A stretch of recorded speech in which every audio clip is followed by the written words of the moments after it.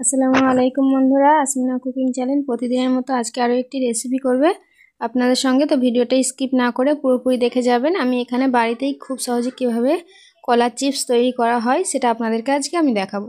তা দুটো কাঁচকলা নিয়েছি, আপনারা দেখতেই পেয়েছেন। এখানে অল্প কিছু হলুদ, সরিষার তেল আর লবণ মিশিয়ে রেখে দিলাম। তো আমি একটা চাশনি নিয়ে ঠিক এইভাবে কলাগুলো পাতলা পাতলা করে কেটে নিয়েছি। প্রথমে তার আগে কলাগুলো ভালো করে পরিষ্কার করে সাদা অংশটুকু পুরো একদম পরিষ্কার করে নেবেন।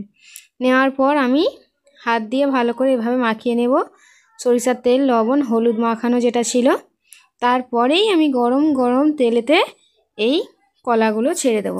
দিলেই তৈরি হয়ে যাবে কলার চিপস। খুবই সহজ, অত্যন্ত সহজভাবে আপনারা দোকান থেকে না কিনে বাড়িতে কোনো রকম উপকরণ বা ঝামেলা ছাড়াই এই কলার চিপস তৈরি করে নিন। তো দেখুন বন্ধুরা, একদম আপনারা যদি একটু লাল করতে চান তো লাল করে নেবেন।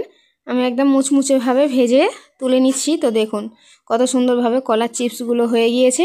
কোনো রকম এখানে কোনো মশলা ব্যবহার করা হয় না, শুধু এখানে চাট মশলা আমি ব্যবহার করছি। আপনারা যদি একটু লঙ্কা গুঁড়ো দিতে চান তাহলে লঙ্কা গুঁড়ো দেবেন। লবণ তো আগেই দেওয়া ছিল, তাই জন্য লবণটা দিতে হবে না। চাট মশলায় লবণ থাকে, তার জন্য লবণের কোনো প্রয়োজন হবে না।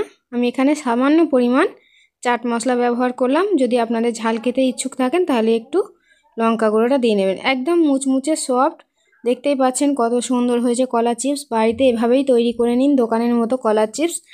বা যদি আপনারা চান তাহলে আমি আরও আলুর চিপস তৈরি করে আপনাদেরকে দেখাতে পারি।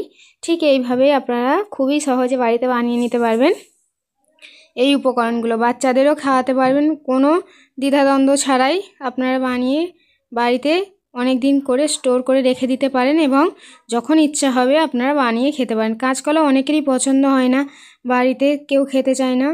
এইভাবে যদি আপনারা চিপস বানিয়ে খান তাহলে আপনাদেরকেও ভালো লাগবে, বাড়ির সকলেই উপভোগ করবে। তো বন্ধুরা, যদি ভিডিওটি ভালো লেগে থাকে লাইক, কমেন্ট, শেয়ার এবং সাবস্ক্রাইব করে দেবেন।